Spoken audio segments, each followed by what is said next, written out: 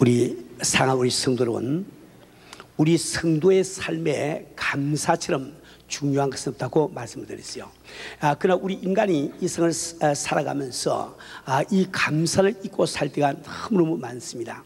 그래서 저희들은 감사주의를 참청해서 평소에 감사하지 못하던 그 마음을 일깨워서 다시 한번 새삼스럽게라도 주 앞에 감사하는 마음을 품기 위해서 우리 감사주의를 정하고 지키게 됩니다. 우리 사는 우리 성도들은 오늘은 그동안 우리가 잊었던 하나님께 대한 감사를 다시 한번 일깨우며 마음껏 감사하면서 이 예배를 드리려고 원합니다. 오늘은 말씀을 통해서 간단하게 세 가지를 말씀드리려고 해요. 우리가 감사, 이 신앙생활을 하면서 감사의 중요성이 무엇이냐, 그 다음에 우리가 감사해야 되는 이유가 무엇이냐, 또 세 번째로 감사의 태도는 어떤 것이어야 되느냐. 우리 감사주일에 매번 듣는 설교지만은 다시 한번 귀담아 들으시고 마음을 온전히 가다듬어서 주 앞에 경배하며 찬양과 영광을 돌리시길 바랍니다. 먼저 우리가 이 감사의 중요성에 대해서 잠시 생각해 보려고 합니다. 제가 2주 전에 말씀드릴 때에 이 감사야말로 우리가 행복하기 위해서 반드시 있어야 되는 필요 조건이라고 말씀을 드렸습니다. 우리 성도는 모든 사람들은 다 행복한 삶을 살려고 해요. 그러나 여러분들 마음속에 감사한 마음을 품기까지는 결단코 행복한 삶을 살 수가 없는 겁니다. 그래서 이 감사라고 하는 것은 마치 천국의 대기와도 같다, 이렇게 말씀드렸습니다. 마치 우리가 이 세상을 살아가면서 공기를 호흡하면서 사는 것처럼 우리가 천국에 가보시면 아마 감사를 호흡하면서 우리가 영원히 살게 될 겁니다. 그래서 비록 창살이 있는 옥에 갇힌 이 죄수라도 그 마음속에 감사가 있으면 그 생활은 천국 생활이 될 것이요, 대굴 같은 좋은 집에 사는 사람이라 할지라도 그 마음에 감사가 없으면 그 집이 바로 지옥같이 되고 마는 것을 잘 이렇게 짐작을 할 수가 있습니다. 우리 성도는 여러분이 정말 감사한 가정을 이룩하기 원하시면 우리 부부지간에, 부모와 자녀지간에 서로 감사한 마음을 품으세요. 감사한 조건을 서로 찾으세요. 우리 교회가 정말 천국 같은 이런 교회가 되기를 원하시면 우리 성도들끼리 서로 감사할 조건을 찾아야 됩니다. 우리 성도들은 정말 우리 구역자님들에게, 우리 교구자님들에게, 우리 또 장로님들에게, 우리 교육자들에게 감사한 이 마음을 우리가 품어야 되는 거예요. 또 우리 또 교육자들, 우리 장로님들도 우리 모든 성도로 말미암아 감사한 마음을 품어야 됩니다. 우리 성도들이 안 계시면 우리가 누구를 데리고 사역을 하며, 성도들이 안 계시면 누구를 데리고 장로를 하겠어요. 그렇잖아요. 우리가 서로 감사하는 조건이 얼마인지 많은 줄 압니다. 우리 성도는 둘째로 이 감사는 왜 그토록 중요한고, 그것은 하나님과 더불어 우리가 정상적인 관계를 맺는 데 필요 불가결한 요소라고 말씀을 드렸습니다. 우리 성도는 우리 인간이 하나님 앞에 가져야 되는 많은 심적 태도가 있습니다. 그런데 그 가운데 가장 첫 번째로 할 수 있는 것은 겸손이라고 말씀을 드렸어요. 겸손 말씀드리고, 또 우리가 하나님 앞에 가져야 되는 그 심적 태도 가운데 가장 그 최고 높은 상태가 바로 사랑이라고 말씀을 드리고 있어요. 그런데 이 감사한 이 마음은 바로 겸손과 이 사랑을 연결짓는 고리와 똑같은 거예요. 무슨 뜻인지 잠시 설명을 하기를 원합니다. 하나님 앞에 겸손이란 무엇이고 말씀드렸습니까? 그것은 바로 하나님 앞에 나의 실상을 깨닫는 것이 그것이 겸손이다, 이게 말씀드렸죠. 우리가 정말 주님 앞에 나의 실상을 바라보면 참 죄인으로 태어나서 죄 가운데 살 수밖에 없는 나 자신, 그래서 참 우리가 죽는다고 하면 영원한 지옥불에서 형벌을 받을 수밖에 없는 나 자신, 하나님의 은혜가 아니고는 도무지 구원을 얻을 수 없는 나 자신을 우리는 잘 압니다. 또 은혜 가운데 구원을 받고 난 다음에도 우리는 여전히 죄를 짓지 아니할 수 없는 나 자신을 안다 말이에요. 자, 이럴 때 우리는 정말 하나님 앞에 겸손이 무엇인지 우리는 깨닫게 되는 겁니다. 그러나 우리가 우리의 실상을 깨닫고 우리 하신 하나님의 은혜를 알지 못하면 감사를 할 수가 없는 거예요. 그러한 우리를 피값 주고 사신 우리 하나님의 은혜를 생각할 때 우리는 바로 주님 앞에 감사를 드릴 수가 있는 겁니다. 우리가 만약에 우리의 실상만 깨닫고 이 감사한 마음이 없도록 하면 우리는 항상 열등의식과 또 자기 비하의식 때문에 괴로움을 당하면서 우리는 아무 일도 할 수 없을 거예요. 정말 우리가 나를 구원하신 그 하나님의 놀라우신 은혜를 참 이렇게 생각할 때 우리는 한편으로 참 나의 죄성 때문에 주 앞에 눈물로 회개할 수밖에 없지만은 그러나 그 가운데 내게 베푸신 그 은혜 때문에 또 참 감사의 찬송을 드릴 수가 있는 겁니다. 이렇게 우리가 감사할 때 비로소 우리는 하나님을 진정으로 사랑할 수 있는 거예요. 그래서 이 감사라고 하는 것은 하나님과 우리 사이에 정상적인 관계를 맺는데 반드시 있어야 되는 필요 불가결의 요소라고 말씀을 드린 것입니다. 우리 사는 우리 성도들은 셋째로 이 감사는 왜 그토록 중요한 거, 그것은 바로 하나님의 손길을 내 삶 가운데 역사하도록 만드는 가장 훌륭한 방편이기 때문에 그렇습니다. 우리 사는 우리 성도들은 그래서 이 감사의 말로 기적의 문을 여는 열쇠라고도 말하고 있습니다. 상 우리 성도들은 우리는 언제나 많은 문제 가운데 살고 있어요. 그래서 우리는 매일매일 참 하나님의 손길을 참 이렇게 경험하지 않고는 우리가 살 수 없는 이런 우리 사람들입니다. 우리가 가장 바른 것이 있다고 하면은 우리 삶 속에 그분의 기적의 손길이 임해서 우리 삶을 인도해 주는 것을 우리는 다 바라고 있습니다. 우리 사는 우리 성도는 근데 왜 우리는 문제 속에 살고 있을까요? 왜 우리는 참 어려운 가운데 우리가 살고 있을까요? 거기 여러 가지 이유가 있습니다. 제일 첫째 한 가지는 바로 하나님께서는 우리의 믿음을 연단시키시기 위해서 때로는 우리에게 어려움을 허락을 하시는 거예요. 또 뿐만 아니라 하나님께서 우리의 믿음을 시험하시고 상급을 주시기 위해서 우리에게 어려움을 허락하실 때도 있습니다. 또 뿐만 아니라 하나님께서 우리의 마음을 겸손히 낮추셔서 드디어는 큰 축복을 주시기 위해서 우리에게 어려움을 주실 때도 있단 말이에요. 근데 우리 성도에게 참 이게 닥치는 많은 그 어려움 가운데 대부분은 바로 하나님의 징계의 손길 때문에 우리에게 임하는 수가 참 많이 있습니다.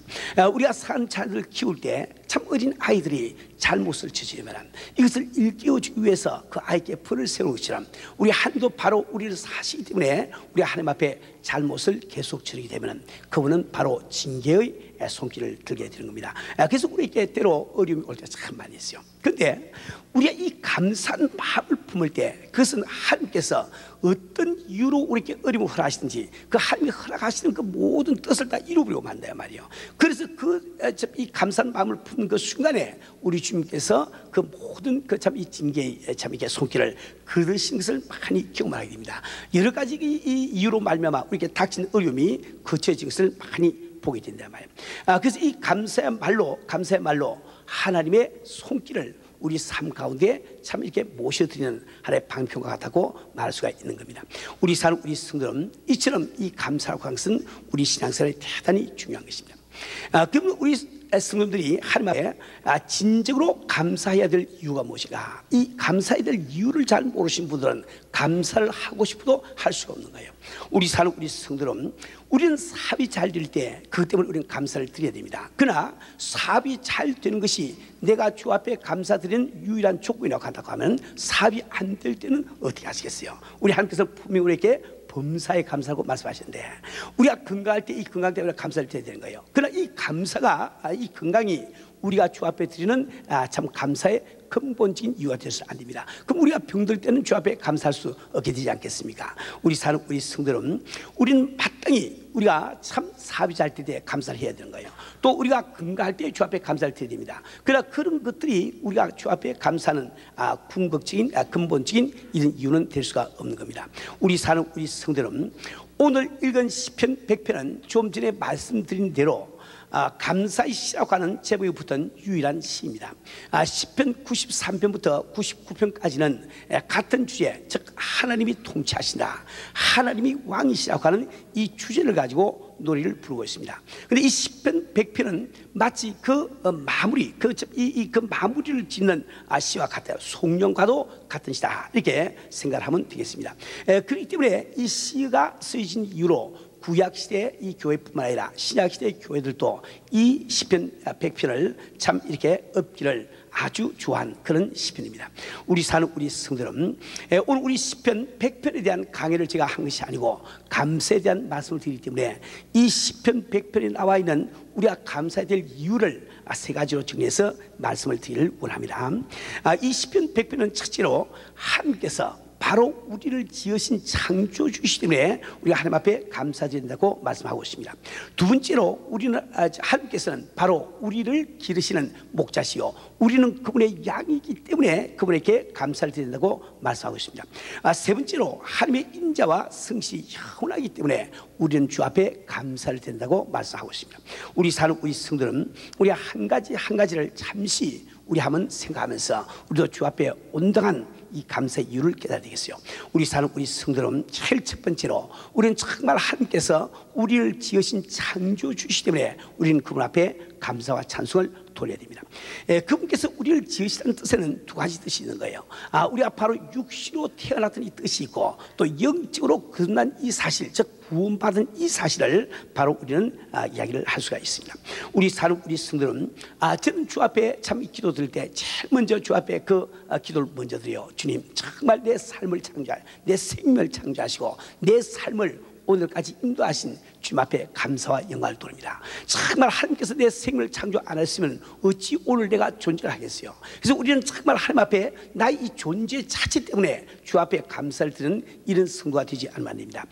그러나 그것보다도 더 감사한 것은 정말 우리가 참 하나님의 은혜로 말미암아 구원받은 이 사실 때문에 우리는 정말 주 앞에 감사를 해야 되는 거예요. 우리는 정말 죄 가운데 태어나서 죄 가운데 살다가 죄 가운데 죽어서 영원한 지옥불에서 고통받을 수밖에 없는데 전혀 우리의 공로가 없이 하나님의 일방적인 사랑과 그분의 희생으로 우리가 구원함을 받았으니 얼마나 감사한지 이루 말할 수 없는 거죠. 그래서 우리는 정말 주님 앞에 영원히 감사를 드려도 오히려 부족한 감을 우리가 느끼게 되는 겁니다. 우리 성도 여러분 뿐만 아니라 우리 하나님께서는 그 귀하신 우리 하나님께서는 내 영혼을 구원하시기 위해서 우리 성부, 성자, 성령 우리 하나님께서 합동으로 역사하시단 말이에요.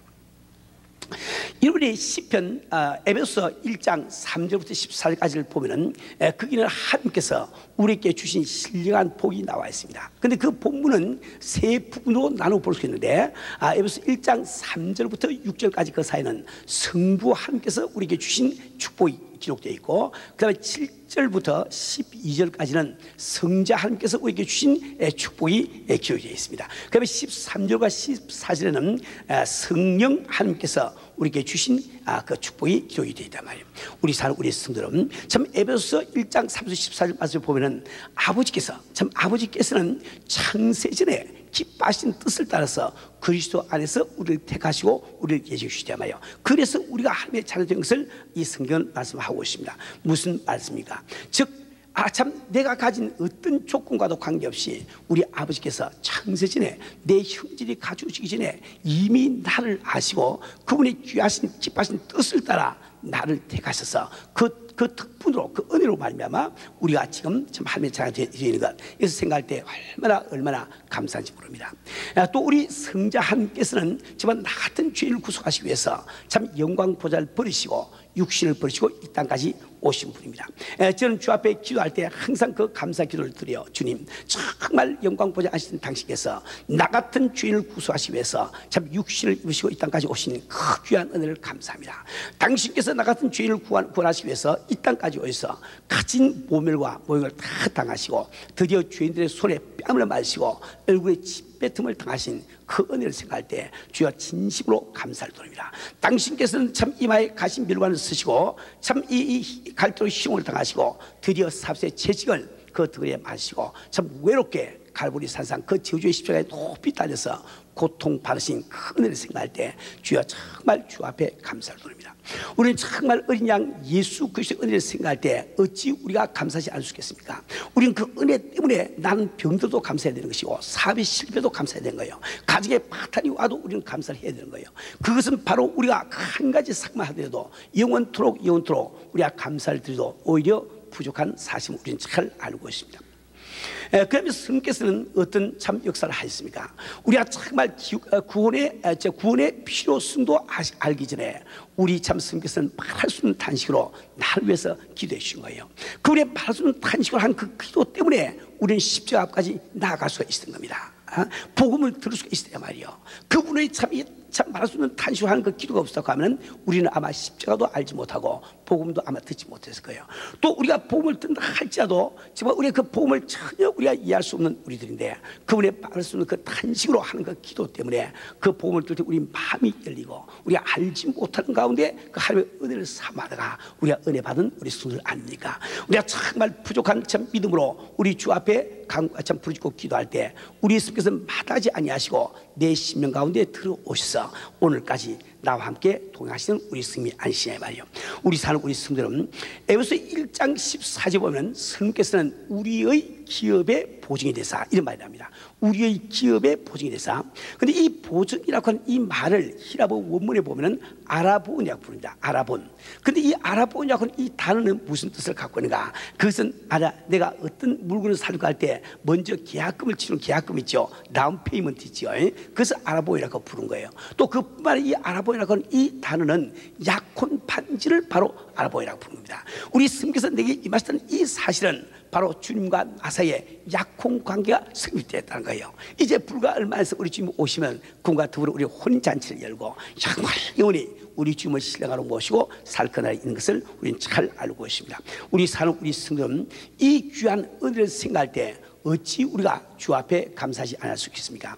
우리 사는 우리 성도는 우리가 함께 감사해야 되는 두 번째 이유는 바로 우리는 그분께서 기르시는 양이기 때문에 우리는 그분 앞에 감사할 때 되는 거예요.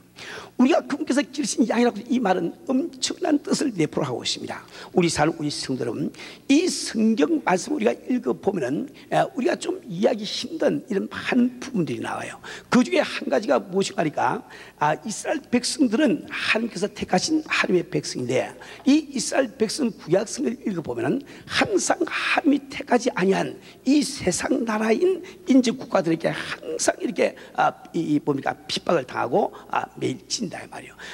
이스라엘 백성은 주변에 있는 애굽, 혹은 또 이렇게 아람 나라, 혹은 또 블레셋, 혹은 또 이제 아수리아, 혹은 또 바벨론 이런 등등의 나라에 항상 괴롭힘을 당한다 말이에요.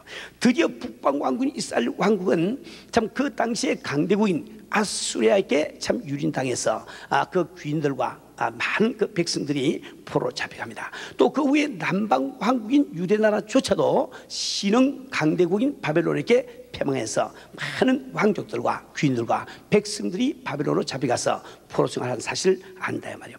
우리 사는 우리 성도는 참 이상하지 않습니까?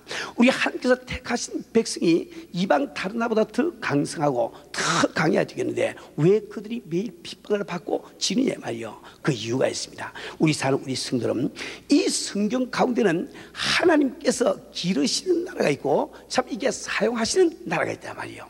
하나님의 관심은 오직 기르시는 그 나라에 있는 거예요. 그 참 이스라엘 백성이 잘 되기 위해서 혹시 그들이 잘못을 지으면 하나님께서는 그 이웃 나라를 채찍으로 들어서 쓰신다 말이에요. 아무리 애굽, 바벨론 이런 나라들이 강성하다 할지라도 그들은 하나님 앞에 쓰임받는 즉 사용당하는 밖에 안 됩니다.